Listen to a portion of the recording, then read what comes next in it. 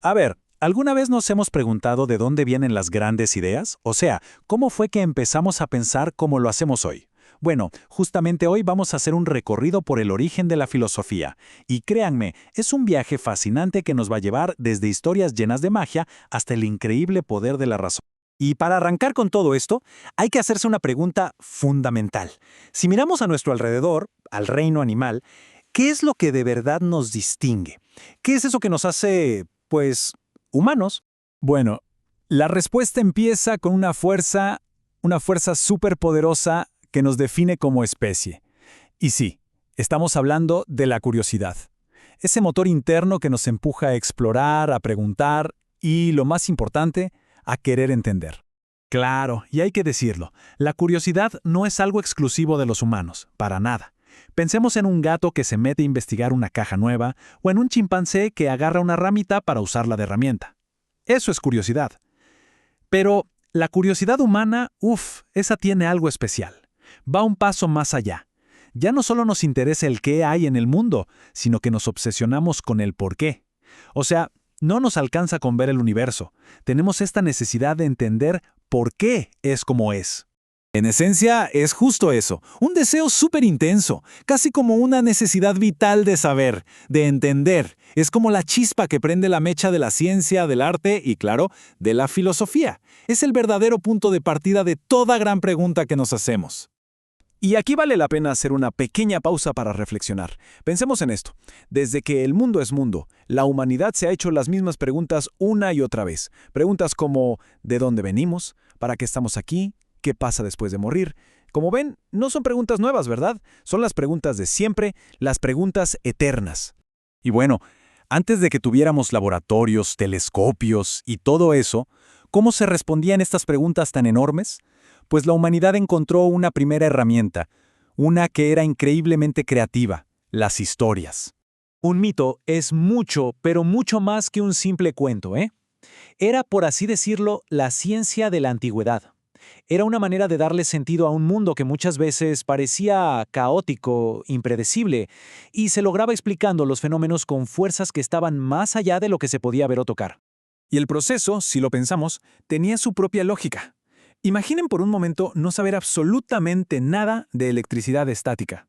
De repente, ven un rayo que parte un árbol en dos. Es aterrador, es algo inmensamente poderoso. Entonces, la explicación más directa es pensar que algo o alguien igual de poderoso lo hizo. Y así, de la nada, la idea de que un dios esté enojado se convierte en una explicación que funciona y que, de cierta forma, hasta tranquiliza. Pero los mitos tenían un doble trabajo, una doble función que era importantísima. Por un lado, sí, explicaban el mundo físico, por qué llueve, por qué cambian las estaciones, pero por otro lado también funcionaban como una especie de manual de instrucciones para vivir en sociedad. A través de esas historias de héroes, dioses y monstruos, la gente aprendía qué significaba ser valiente, qué era la justicia y sobre todo, qué pasaba si hacías algo que no debías. Y esta forma de pensar, la del mito, dominó el mundo por miles de años. Pero, en las ciudades portuarias de la antigua Grecia, lugares llenos de gente, de barcos, de comercio y, sobre todo, de intercambio de ideas con otras culturas, ahí algo totalmente nuevo empezó a cocinarse. En ese caldo de cultivo cultural nació una herramienta de pensamiento revolucionaria. El mundo, hasta ese momento, era como un gran teatro, un escenario lleno de dramas entre dioses, y la humanidad, bueno, parecía estar a merced de fuerzas invisibles y un poco caprichosas. Esa era la realidad que todo el mundo aceptaba. Hasta que un pequeño grupo de personas muy valientes se atrevió a preguntar algo que lo cambió todo. Oigan, ¿y si hay otra explicación?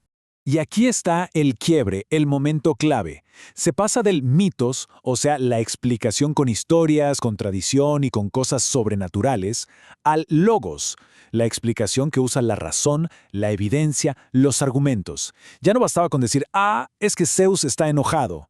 Ahora la pregunta era, un momento, ¿qué es un rayo en realidad? ¿De qué está hecho? Logos es de verdad una de las palabras más importantes en toda la historia del pensamiento. Significa razón, palabra, argumento. Y representa esta idea revolucionaria de que es posible entender el universo usando nuestra propia mente, sin tener que recurrir a la magia ni a lo que decían las historias de los abuelos.